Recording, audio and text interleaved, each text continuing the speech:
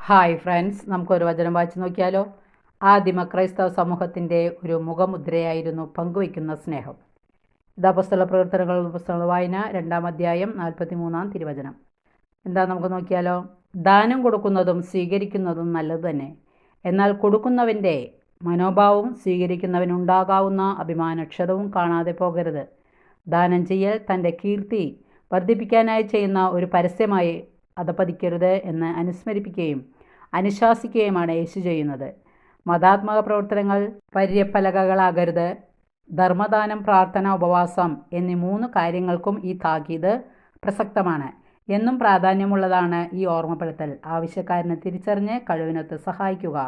എന്നാൽ അത് സ്വന്തം കീർത്തി വർദ്ധിപ്പിക്കാനോ സ്വീകരിക്കുന്നവനെ ചെറുതാക്കി കാണിക്കാനോ ഇടയാക്കരുത്. ഇന്ന് നിലനിൽക്കുന്ന പല ആചാരങ്ങൾക്കും ഈ താക്കീതിൻ്റെ വെളിച്ചത്തിൽ വിലയിരുത്തപ്പെടേണ്ടതുണ്ട്. വായന ഇഷ്ടപ്പെട്ടെങ്കിൽ ലൈക്ക് ചെയ്യുക. Okay, thank you.